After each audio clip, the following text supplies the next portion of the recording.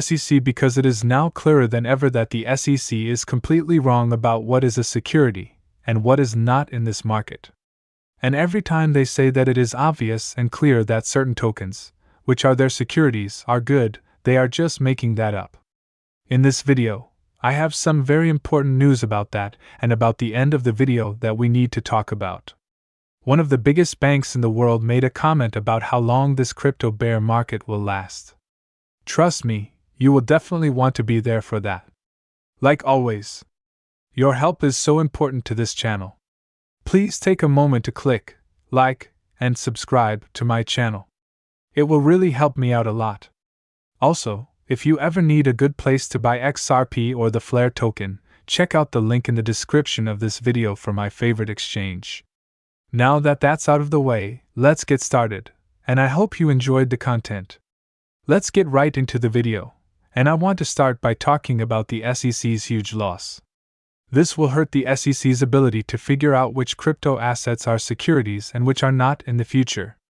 So, Justin, we know that the U.S. House Financial Service Committee has released a new draft of legislation to regulate stablecoins.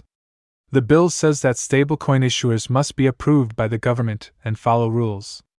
It also says that stablecoins should not be regulated by the SEC because they are not securities. This is a huge deal because Gary Gensler and the SEC have said more than once that they consider stablecoins to be securities.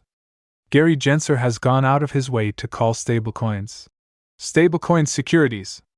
A couple of months ago, it was clear that Gary Gensler meant to say that the stablecoin market was full of unregistered securities. And right now, the legislation that Congress is putting forward to regulate the stablecoin market doesn't call stablecoins securities. This means that the SEC isn't good at figuring out what is and isn't a security on the market. Now, the SEC is supposed to know a lot about securities, but it's clear that they made a huge mistake right now. And that makes me wonder what else the SEC has done wrong. The SEC made it clear that XRP is a security. Did they make a mistake? The SEC tried to say that the token from the library was a security. They got that wrong for sure. The judge made it clear that the token is not a security in and of itself. So, what we keep seeing is that the SEC doesn't know how to figure out what is and isn't a security in this market. I think what we all need to know is that Gary Gensler is wrong when he says that all crypto tokens are securities. That is not the law, and the SEC does not agree with him. This is just his own opinion, which doesn't mean anything. Most people don't agree with Gary Gensler, as we can see.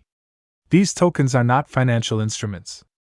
I think the same thing will keep happening over the next few months and years. The SEC will be shown to have been wrong the whole time. There was never anything that was clear and obvious. And it was clear and obvious the whole time that these tokens were not securities. What is a security? An ICO is the sale of a token before it exists. This is a security, but the token is not a security. Gary Gensler has been brought up to say that the token itself is a security. We can see, though, that his reasoning is wrong. If Gary Gensler was using good reasoning, he wouldn't be in a position where laws are being written that go against what he said. This alone should make it hard for Gary Gensler to diagnose any cryptocurrency in the future, and it will be a huge blow to his reputation. Hit to the SEC from here on out. And I want to show you one more thing that really puts the cherry on top, because the Luna token was called not a security in South Korea earlier today.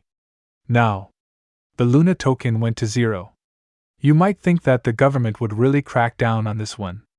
We are seeing that regulators and courts all over the world can actually use logic. Without listening to the SEC try to overreach into this market, they can look at the laws that say what makes something a security and figure out what's going on.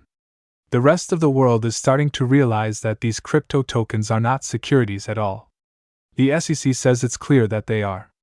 But as more things like this come out, we and the general public are starting to realize that the SEC is not following the law when it comes to regulating the market. Instead, the SEC is following a plan that gives them more power and more money. Now, the good news is that our government finally sees that the SEC is going too far. In these new bills, they don't give them control of the stablecoin market because of this. We can also see that courts in the US and around the world agree that the SEC is going too far. And we see that other regulators in other places are giving crypto the clarity it needs, which the SEC is not willing to do. Everyone is ignoring the SEC show, which is why this is such good news. No one believes that they are right when they say that everything is a security. One of my biggest worries was that everyone would just believe what the SEC said. People weren't going to look into whether or not the SEC's argument was legal. Instead, they were going to say, "Oh well, the SEC is in charge of securities," and not look into it. They say that these things are investments. So I guess they're right, so let's just listen to them. That is not what is happening right now, which is a huge win. Let me tell you right now that Gary Gensler wanted everyone to listen to him. He wanted everyone to come in and sign up so that he could make this a security in the business world. That is not what is happening, and that is a huge win for the future. So I'm going to move on and quickly talk about something that isn't getting a lot of attention, which 24 Hours actually pointed out. Crypto. Now, I think it's so funny that XRP is one of the few tokens that is always said to have bad tokenomics. And I've never understood this because, in my opinion, XRP has some of the best tokenomics out there, even better than Bitcoin. Just because there are a lot of XRP doesn't mean it has bad tokenomics. That makes no sense, since all it does is make XRP cheaper. It lets you own more XRP instead of less Bitcoin, but the same price growth is still possible if the asset does well in the future. So why do people say that XRP's token economics are bad? Well, they say it's because Ripple is selling off XRP, but that doesn't really change anything because we still know the total amount. It's not like new XRP appears out of thin air. We all know that there will only ever be 100 billion XRP in the world. That's not a big surprise. Ripple isn't just making more XRP. So the system is not going up in price. We all know how much XRP has ever been in circulation, and that won't change. What else is going on with XRP that hardly anyone talks about? Well, XRP is being used up pretty quickly. Right now, this is being looked at by 24 Hours Crypto.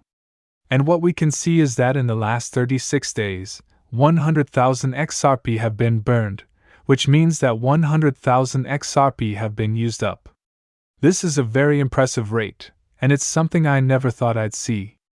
The XRP ledger is still not being used by a large number of people. With every transaction, a certain amount of XRP is burned.